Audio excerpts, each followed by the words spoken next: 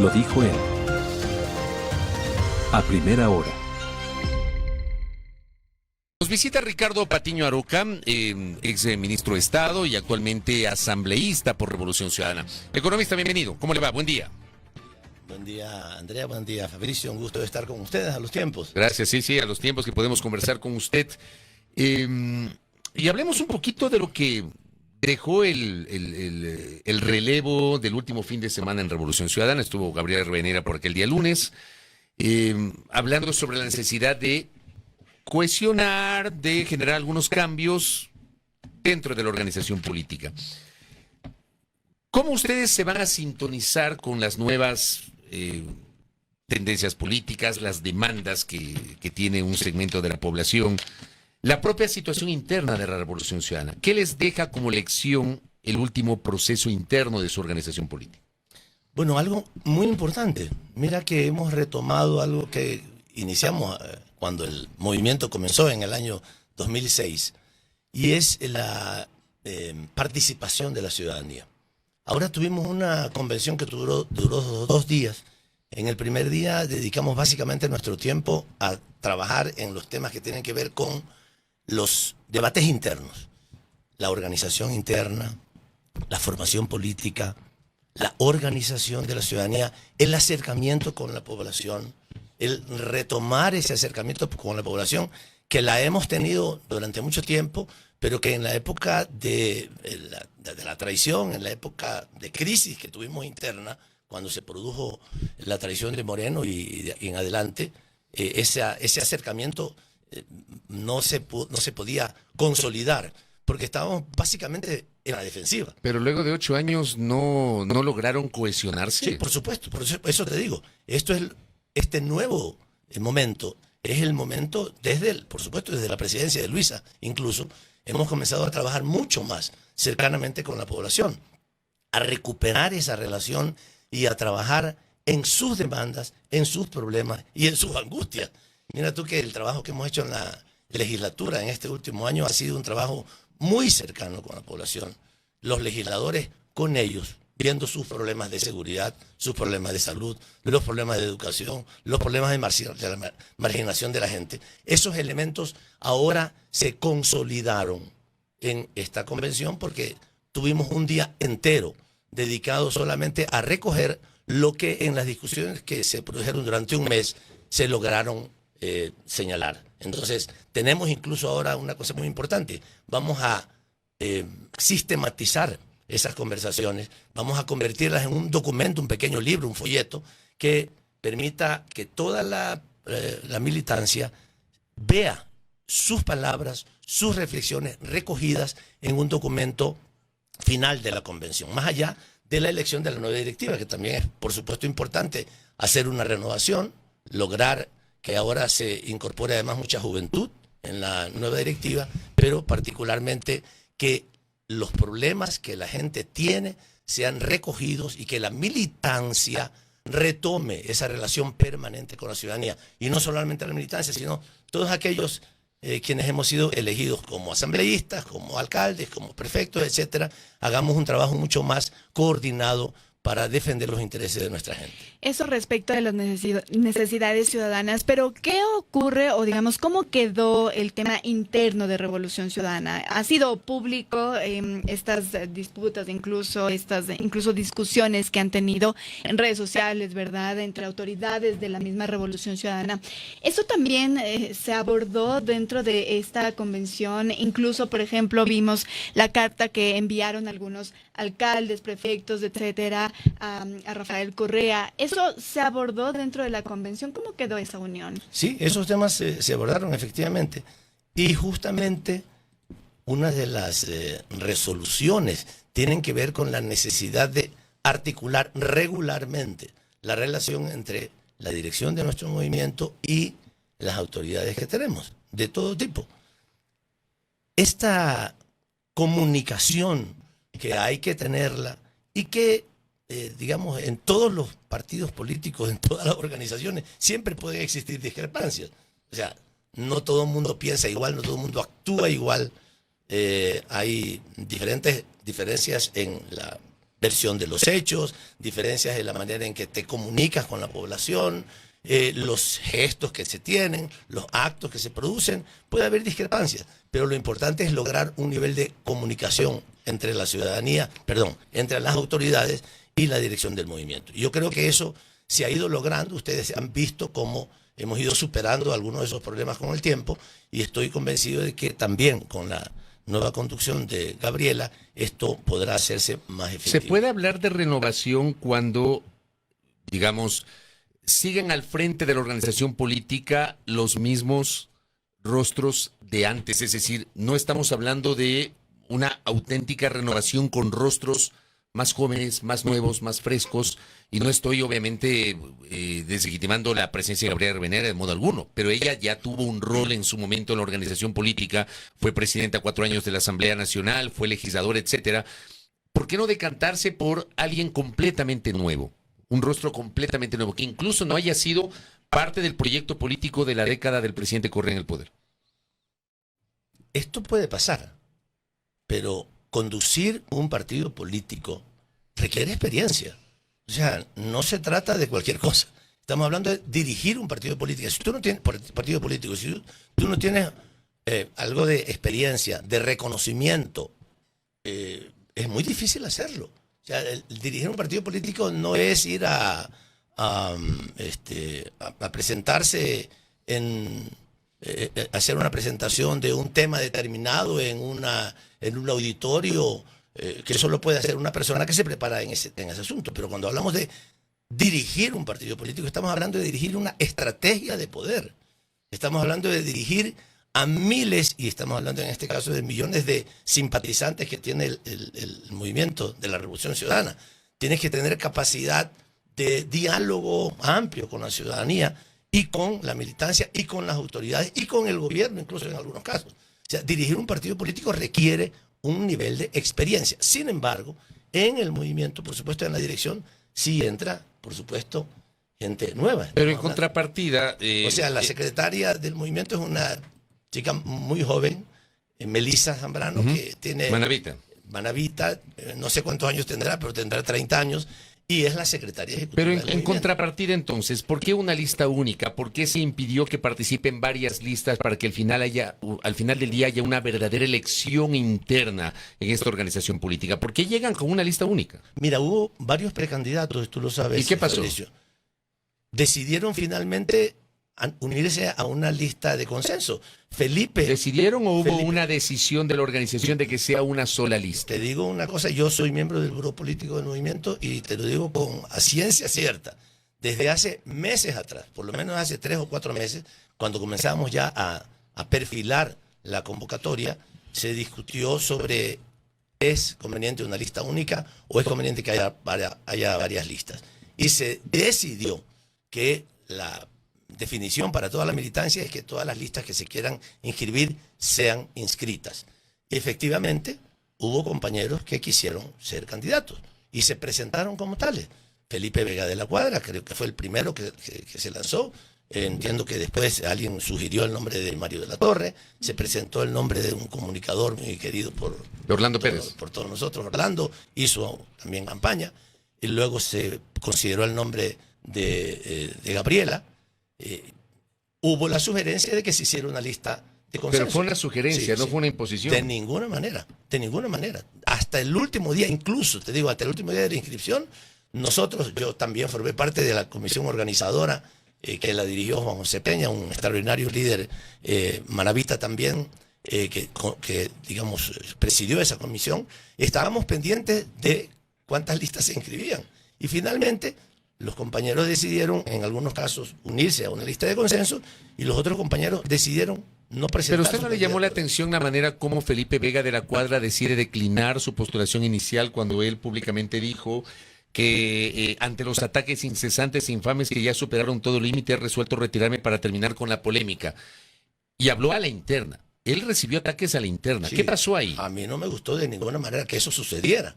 O sea, yo no sé quiénes lo hicieron, pero hubo gente que comenzó a hablar de él, a hablar de su pasado, cosas que incluso ya fueron largamente superadas. pero que le afectaron a él personalmente.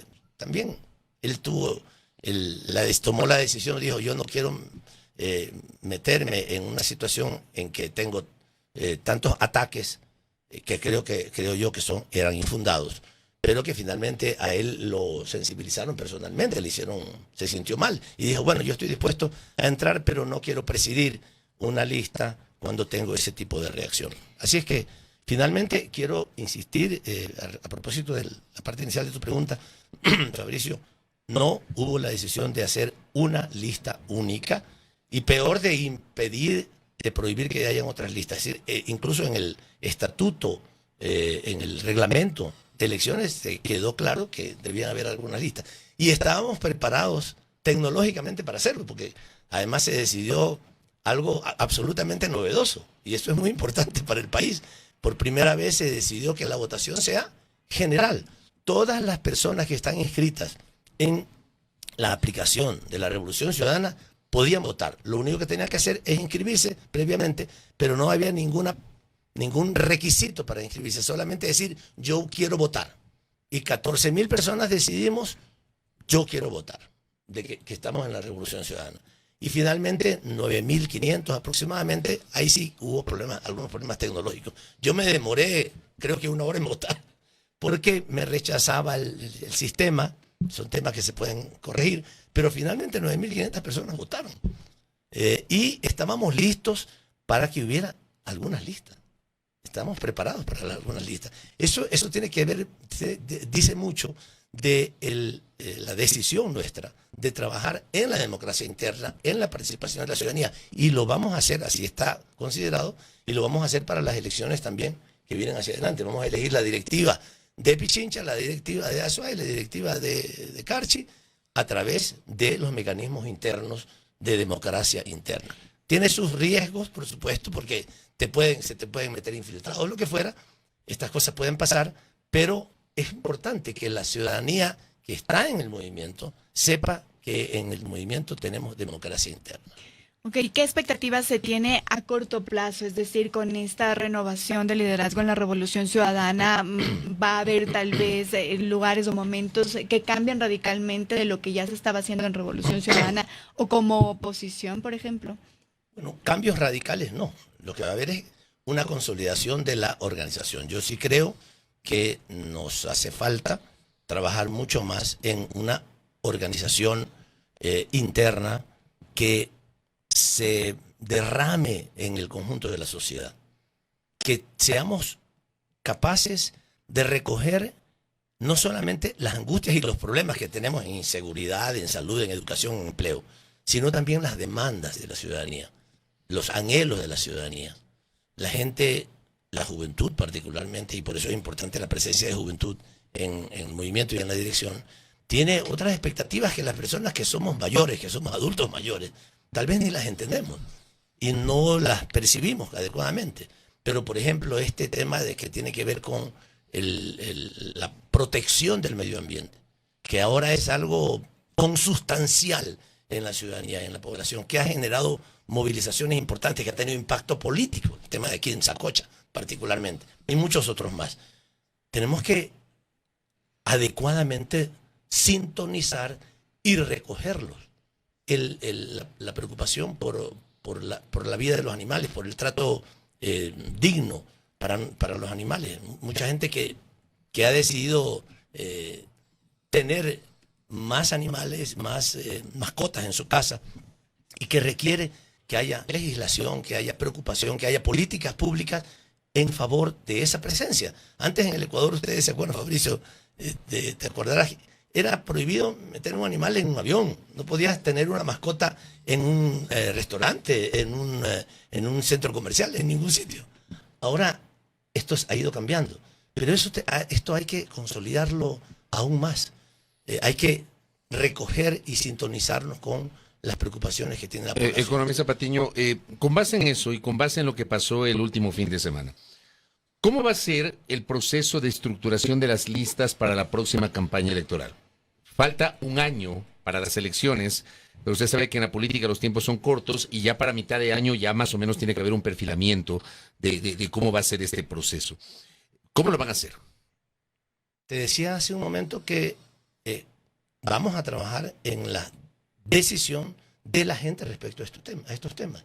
Cada provincia deberá de tener una discusión interna, quiénes son los mejores candidatos, porque se trata de lealtad, se trata de coincidencias con los principios, se trata de valentía, se trata de capacidad, muchos elementos, tú necesitas muchos requisitos para ser candidato y también tener una presencia pública, porque si no eres conocido es más difícil que pueda Pero hay ser gente candidato. que no ha cumplido esos requisitos y que de pronto han aparecido como candidatos y a la vuelta de la esquina resulta que dejaron el andarivel por el cual llegaron a un cargo público y les ha pasado a ustedes. Sí, Tanto eso, a nivel seccional como a nivel nacional. eso nos ha pasado a nosotros y a todos los partidos políticos, esas cosas le pueden pasar.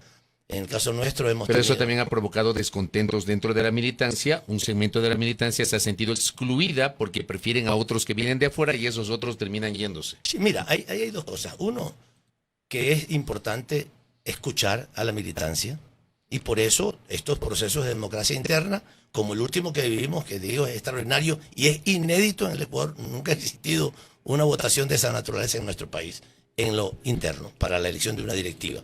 También lo vamos a replicar en la definición de las candidaturas. Habrá que ver los detalles de eso, pero vamos a trabajar en una participación de la militancia respecto a las candidaturas. La idea sería Sí. que las autoridades seccionales puedan aspirar a una reelección, una candidatura buscando la reelección.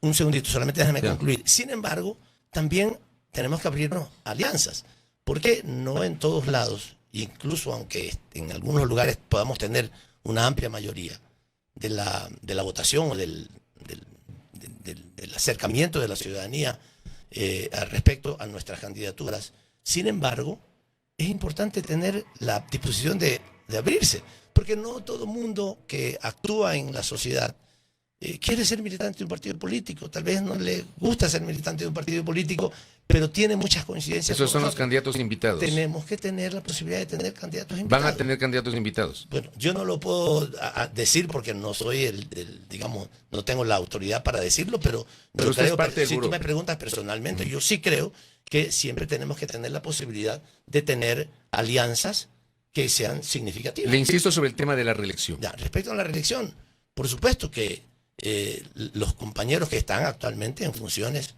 tanto como autoridades locales como asambleístas en el futuro, pueden solicitar y pueden querer la reelección. Y yo creo que en muchos casos es perfectamente justificable. Depende de algunas cosas, Fabricio. O sea, depende primero de la gestión. O sea, Si- no necesariamente un alcalde o un prefecto que esté cumpliendo su primer periodo tiene asegurada la candidatura a la reelección. Yo creo que no. O sea, depende de la gestión. Si ha sido una gestión buena, muy bien calificada por la ciudadanía, seguramente será conveniente que sea reelegido y que nosotros planteemos su reelección, así como él o ella lo quiera hacer. Entonces, eso se define así. Si las condiciones de su gestión no han sido muy buenas y vemos que la población no lo valora adecuadamente, hay que pensar si conviene o no la reelección. Pero esas son cosas que se deciden en función de esos argumentos. Para hablar de nombres específicos, por ejemplo, ¿ustedes apoyarían una reelección de Pavel Muñoz como alcalde de Quito? Eso lo pregunto porque él ya ha anunciado que irá a la reelección o que quisiera ir a la reelección. Yo personalmente creo que hay una muy buena valoración de la gestión del alcalde Pavel Muñoz. Estuvo también en nuestra convención activamente participando. Si me preguntas a mí personalmente, yo no puedo decidir por el movimiento. Y además la decisión aquí también tiene que ser tomada por la militancia nuestra. Es decir, si me preguntas personalmente, yo tengo la mejor opinión respecto a la gestión de él, y si me preguntas a mí y yo voto, y a mí me preguntan, vota tú para quién debe ser el candidato, yo pondría a Pavel Muñoz. Eso me preguntas a mí. Pero eso tiene que decidirlo. Primero tenemos que ver cuál es la opinión de la ciudadanía Y en ese sentido, segundo, la opinión de la militancia. en ese sentido, su opinión personal Mi opinión discrepa entonces con la de Rafael Correa, que le ha dicho que él no apoyaría la reelección de Pavel Muñoz. Como ustedes saben, estamos en un partido político en donde todos podemos tener opiniones distintas. Usted nos hablaba de las alianzas. ¿Ya han conversado con algún partido, movimiento político que podría ser parte de estas alianzas? Bueno, uno de ellos indiscutiblemente es Reto, con el que hemos trabajado en una alianza que ha funcionado bastante bien. Hemos tenido cohesión, hemos tenido disciplina interna y me parece que ese es un partido con el que deberíamos de continuar en una alianza. Y habría que ver si es que hay algún otro, pero por ahora no está en el horizonte. Si es posible, si fuera posible hacerlo, en buena hora, pero eso tendrá que discutirse. Y en el caso de la prefectura del Guayas, ¿ya están pensando en nombres? No, todavía no estamos pensando en nombres. Habíamos decidido no pensar en nombre y no lo hemos pensado. O sea, Pero va a haber caso. candidato de RCE para la prefectura del Guayas. Es posible, claro. O sea, no podemos, no es posible, con toda seguridad. Eso le iba a decir. Cuando me dice es posible, no le decía Es que no está seguro. Con toda seguridad sí es seguro. Estaba pensando, y tú sabes que a veces uno tiene que pensar bien antes de decir la palabra, pero no, con toda seguridad tendremos candidatos. ¿A ustedes les incomodó, les molestó? ¿Qué sintieron respecto de lo que ocurrió el fin de semana sobre esta convención que también tuvo, o digamos esta reunión que tuvo con 10,000 productores de Guayas, Marcela Guiñaga? Esto le pregunto porque ha sido también tema de debate en muchísimos espacios sobre que no pudo ser solo una coincidencia. Si bien es cierto, esto ya estaba programado, ustedes tuvieron que reprogramar, etcétera, pero se ha cuestionado mucho. ¿Qué sintieron sobre eso? O sea, ella, en la medida en que se ha distanciado del movimiento, está haciendo algunas actividades, posiblemente, yo no lo sé, no sé si ella vaya a lanzarse a la reelección. Si vemos así un poco desde afuera, parecería que sí quiere lanzarse a la reelección. Bueno, ya ha dicho que sí quiere lanzarse a la reelección. Y entonces está haciendo algunas actividades que favorezcan su imagen, su credibilidad, su sintonía con la gente, y no hizo una reunión política, aunque por supuesto tenía sentido político. O sea, es que todo es político. Todo termina siendo político. Por supuesto, hizo una reunión con productores para informar sobre el censo. ¿Pero eso generó malestar en ustedes? No, realmente ni lo... ¿Sinceramente? Sinceramente ni lo conversamos. Te digo sinceramente. Ni lo conversamos. Hemos estado completamente ocupados y atareados en nuestra convención, y estamos muy contentos con los resultados de nuestra convención, a pesar de las amenazas del gobierno, de que nos querían... nos llevaron a la policía y a los militares para tratar de sacarnos donde estábamos.